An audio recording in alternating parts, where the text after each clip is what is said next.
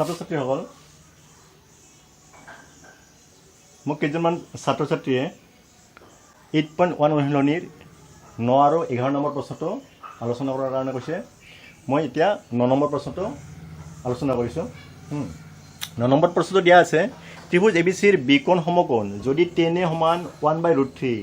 তেন্তে তলৰ মানবিলাক উলিওৱা। প্ৰথমটো দিয়া আছে sin A পূৰণ cos A plus cos A পূৰণ sin C।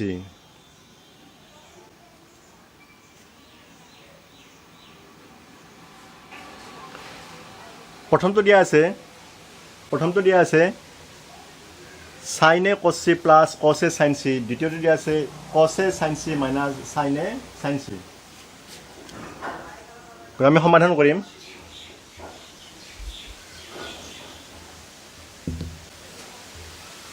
আগৰ দৰে একে আমি প্ৰমাণৰ সুবিধাৰ কাৰণে আমি মানুলিয়াৰ সুবিধাৰ কাৰণে আমি এটা সমকোণ ত্ৰিভুজ আঁকি লৈছোঁ। যেহেতু ইয়াত A আৰু C কোণে দিয়া আছে, গতিকে A আৰু C কোণক আমি সূক্ষ্মকোণ হিচাপে ল'ম। বাকী বিটো 90 ডিগ্ৰী, অৰ্থাৎ ABC ত্ৰিভুজ আঁকিছোঁ য'ত বিটো 90 ডিগ্ৰী, A আৰু C সূক্ষ্মকোণ, A আৰু C সূক্ষ্মকোণ। গতিকে চিত্ৰত ABC সমকোণী ত্ৰিভুজৰ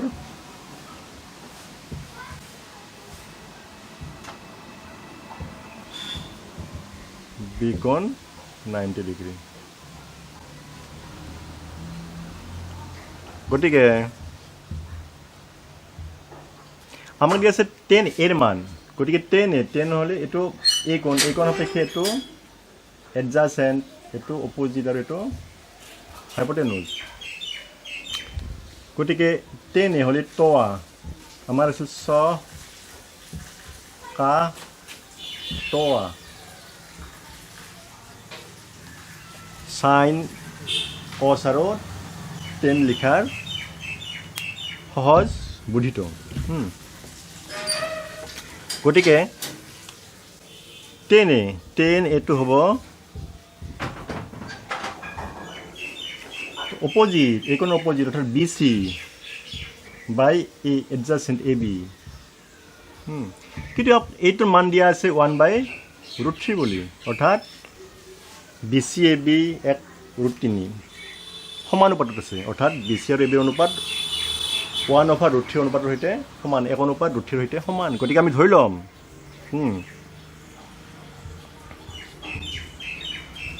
গতিকে ধৰা হ'ল বা আমি ধৰি লওঁ BC সমান 1 × K যদি এটা ধনাত্মক সংখ্যা হয় কি হ'ব, আৰু AB হ'ব √3 পূৰণ K, √3 K। Kটো এটা ধনাত্মক সংখ্যা যিকোনো,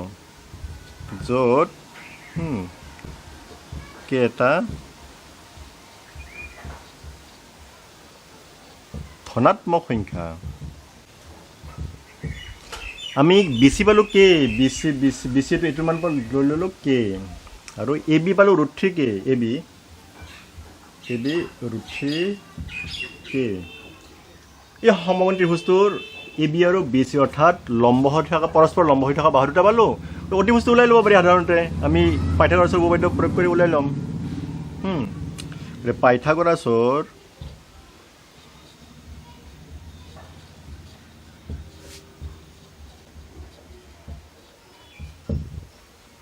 উপপাদ্য মতে AC square = AB square plus BC square. AB মানে হ'ল √3 K স্কুৱেৰ প্লাছ BC মানে হ'ল K স্কুৱেৰ। মই সঁচাই লিখিছোঁ, পালোঁ AC স্কুৱেৰ সমান √3 যদি স্কুৱেৰ কৰোঁ 3 পাম, আৰু K স্কুৱেৰ হ'লে K স্কুৱেৰ, 3K স্কুৱেৰ হ'ব এইটো, প্লাছ আৰু K স্কুৱেৰ। গতিকে 3K square plus K square 4K square. গতিকে AC হ'ব √4K স্কুৱেৰ, অৰ্থাৎ 4ৰ বৰ্গমূল 2, K স্কুৱেৰৰ বৰ্গমূল K, অৰ্থাৎ 4K স্কুৱেৰৰ বৰ্গমূল 2K। গতিকে আমি পালোঁ AC 2K,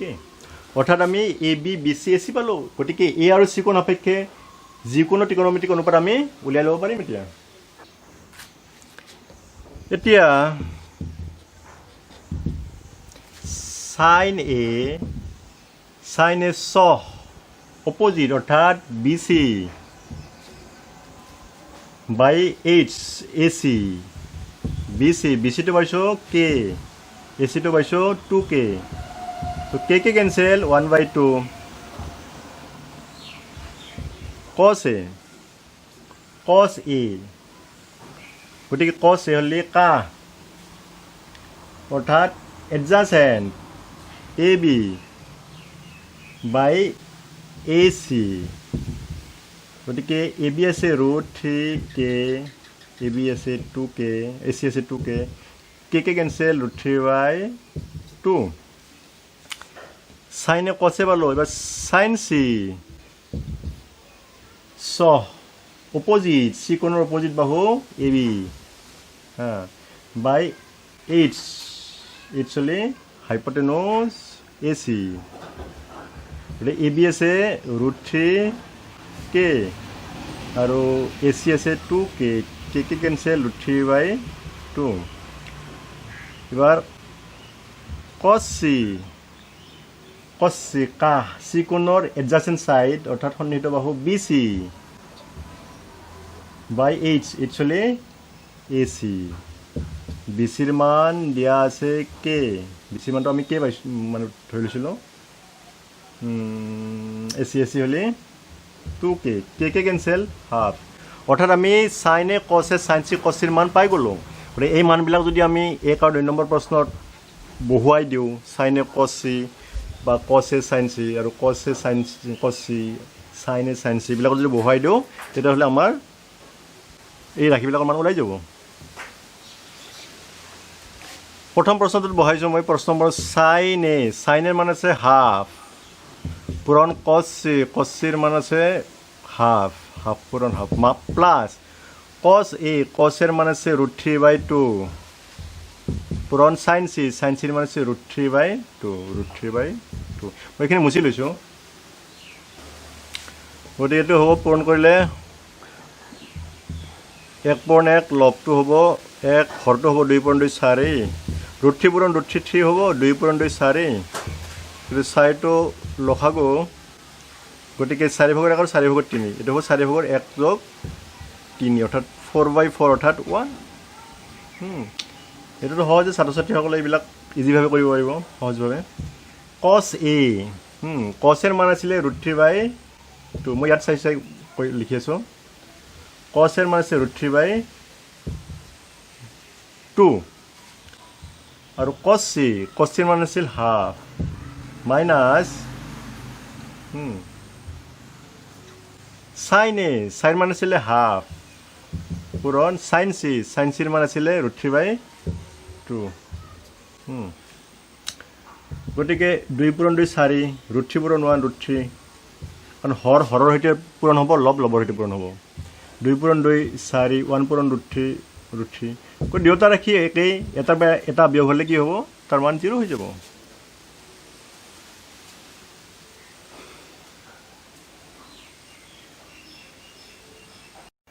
ছাত্ৰ ছাত্ৰীসকল এতিয়া আমি 11 নম্বৰ প্ৰশ্নটো আলোচনা কৰিছোঁ ইয়াত দিয়া আছে তলত দিয়াবিলাক সত্য নে অসত্য কোৱা তোমাৰ উত্তৰৰ যথাৰ্থতা উল্লেখ কৰা প্ৰথমটো দিয়া আছে 10 এৰ মান সদায় একতকৈ সৰু দ্বিতীয়টো দিয়া আছে এই কোণৰ কোনো মানৰ বাবে sec A = 12/5 অৰ্থাৎ 12/5 3 নম্বৰটো আছে কোসিকান্ত অফ এংগুল এৰ সংক্ষিপ্ত ৰূপ হিচাপে cos A ব্যৱহাৰ কৰা হয় 4 নম্বৰটো আছে cot আৰু এৰ পূৰণফল হ'ল cot A আৰু পঞ্চমটো আছে কোনো এটা কোণ থিটাৰ বাবে sin θ = 4/3 বা 4/3 আমি যুক্তি দিবৰ কাৰণে অৰ্থাৎ সত্য বা অসত্য বুলি কোৱাৰ কাৰণে যিখিনি যুক্তিৰ দৰকাৰ তাক প্ৰতিপন্ন কৰিবৰ কাৰণে যুক্তি প্ৰতিপন্ন কৰিবৰ কাৰণে আমি এটা সমকোণী ত্ৰিভুজ আঁকি লৈছোঁ যেহেতু কুৱেশ্যন কেইটাত প্ৰায় এই কোণৰ কথা কোৱা হৈছে 10 A sec A cot A আমি এইটো সমকোণ হিচাপে লৈছোঁ আৰু বিটো সমকোণ ধৰিছোঁ আমাৰ সহজ বুদ্ধি এটা আছিল সেইটো হ'ল সহকা তোৱা সেইটো মনত ৰখাৰ কাৰণে আমি ছাত্ৰ ছাত্ৰীবিলাকক কৈছিলোঁ গতিকে এই কোণৰ সন্নিহিত বাহু AB সেইটো এডজাসেন্ট সাইড A বুলি ধৰি লৈছোঁ এই কোণৰ বিপৰীত বাহু BC এই অপোজিট সাইড O আৰু যেহেতু বিটটো 90 ডিগ্ৰী বি কোণটো সমকোণ ইয়াৰ বিপৰীত বাহু এচি সদায় কি হ'ব অতিভুজ হাইপোটেনুজ এতিয়া যেহেতু এচিটো অতিভুজ ই বৃহত্তম বাহু গতিকে এবি বা বিচিতকৈ ই ডাঙৰ কিন্তু বিচি আৰু এবিৰ কেতিয়াবা বিচি ডাঙৰ হ'ব পাৰে কেতিয়াবা এবি ডাঙৰ হ'ব পাৰে যদি বিচি ডাঙৰ হয় এবি সৰু হ'ব যদি বিচি সৰু হয় এবি ডাঙৰ হ'ব বা কেতিয়াবা সিহঁত সমান হ'ব পাৰে গতিকে প্ৰথমটো দিয়া আছে আমাৰ 10a 10 এৰ মান সদায় একতকৈ সৰু দিয়া আছে আমি সঁচা মিছা চাওঁ কথাটো 10a তোৱা অপজিট অৰ্থাৎ বিচি বাই এডজাসেন্ট এবি বিচি আৰু এবিৰ অনুপাত গতিকে যদি বিচি আৰু এবি অৰ্থাৎ বিচিটো যদি ডাঙৰ হয় বিচিৰ মাহু সাপোজ 10 সেন্টিমিটাৰ বা 10 একক এবিটো 4 একক 10 আৰু 4 অনুপাতটো একতকৈ ডাঙৰ বিচি আৰু এবিৰ অনুপাত কি হ'ব একতকৈ ডাঙৰ হ'ব কিন্তু সাপোজ বিচিটো 2 একক হ'ল এবিটো 5 একক হ'ল গতিকে 5 ভাগৰ 2 হ'ব অৰ্থাৎ 2 হৰণ 5 গতিকে তেতিয়া কি হ'ব হে একতকৈ সৰু হ'ব সাপোজ কেতিয়াবা বিচি আৰু এবি সমান হ'ল তেতিয়া বিচি আৰু এবিৰ অনুপাত কি হ'ব একত সমান হ'ব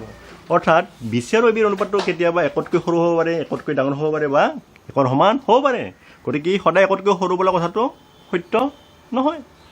কাৰণ বিচি আৰু এবিৰ অনুপাতটো কি আছিল 10 আছিল গতিকে 10 এৰ মানটো কেতিয়াবা একতকৈ ডাঙৰ কেতিয়াবা একতকৈ সৰু বা কেতিয়াবা একৰ সমানো হ'ব পাৰে গতিকে প্ৰথমটো কি হ'ব অসত্য প্ৰথমটো অসত্য এটা 2 নম্বৰটো আলোচনা কৰিছো এই কোণৰ কোনো মানৰ বাবে sec সমান 12/5 গতিকে sec তো হল cosৰ বিপৰীত অনুপাত cos তো আছিলে কাহ এডজাসেন্ট অৰ্থাৎ ab বাই h অৰ্থাৎ হাইপোটেনুজ বাই ac ab বাই ac ইয়াৰ বিপৰীত অনুপাতটো কি হ'ব ac বাই ab গতিকে ac বাই ab টো হ'ব তোমাৰ ac বাই ab টো হ'ব sec ac টো কাৰণে যেহেতু ac টো বৃহত্তম বাহু কাৰণ এই সমগ্ৰ এই ত্ৰিভুজটোৰ ac টো অতিভুজ গতিকে ই কেতিয়াবা 12 সমান হ'ব পাৰে বা ab টো 5 সমান হ'ব পাৰে অৰ্থাৎ এই ৰাশিটো কেতিয়াবা 5/12 হ'ব পাৰে গতিকে কোনো মানৰ বাবে এটো কেতিয়াবা হ'ব পাৰে এই সত্য অৰ্থাৎ এই কোণৰ কোনো মানৰ বাবে sec = 12/5 হ'ব পাৰে 3 নম্বৰটো দিয়া আছে cosecant of angle এর সংক্ষিপ্ত রূপ হিসাবে cos ব্যবহার করা হয় एक्चुअली cosecant of angle এ মানে হল cosec ই sin এর বিপরীত অনুপাত sin এর বিপরীত অনুপাতটো cosecant বা cosecant of angle এর সংক্ষিপ্ত রূপ হিসাবে cos ব্যবহার করা কথাটো অসত্য কারণ cosecant of angle এ মানে হল cosec আর cos এ তো হল actually cosine of angle cos এ তো হল cosine of angle গতিকে এটো অসত্য 3 নম্বৰটো অসত্য 4 নম্বৰটো আছে cot আৰু এৰ পূৰণফল হল cot মানে হল एक्चुअली cotangent of angle এই কোণৰ cotangent cot বুলি লিখো ই পূৰণফল নহয় cot মানে হল আসলতে cot মানে হল cotangent of angle সেই কাৰণে cot আৰু এৰ পূৰণফল বলা কথাটো cot মানে হল cot আৰু এৰ পূৰণফল বলা কথাটো অসত্য ই কেতিয়াও cot আৰু এৰ পূৰণফল নহয় ই হল cot টো হল cotangent of angle এৰ সংক্ষিপ্ত ৰূপ 5 নম্বৰটো চা কোন এটা কোণ থিতাৰ বাবে sin θ = 4/3 বা 4/3 sin θ গতিকে sin θ গতিকে এই কোণৰ মাপ আমি থিতা বুলি ধৰি লৈছো গতিকে sin θ হ'ব এই চিত্ৰটোত sin চাব sin এই হলে কি হ'ব স অপোজিট অৰ্থাৎ bc বাই h অৰ্থাৎ ac bc বাই ac অৰ্থাৎ যদি এই কোণটোৰ মান θ হয় ই হ'ব sin θ = bc বাই ac চিত্ৰটোত যেটো এসি টো অতিভুজি বৃহত্তম বাহু অৰ্থাৎ এসি টো বিচিতকৈ ডাঙৰ গতিকে এই অনুপাতটো সদায় একতকৈ সৰু কাৰণ এসি টো ডাঙৰ বিচি টো সৰু এই অনুপাত সদায় একতকৈ সৰু ইয়াত যে 3/4 একতকৈ ডাঙৰ এটো মানে হল 3/4 মানে হল 1 + 1/3 বা 1.333 ওলাই থাকিব গতিকে আৰু আমি এনেকৈ ভাবিব পাৰো আৰু এই কোণটো থিতা এই শীৰ্ষবিন্দুটো যদি বিৰ অচৰ চাপে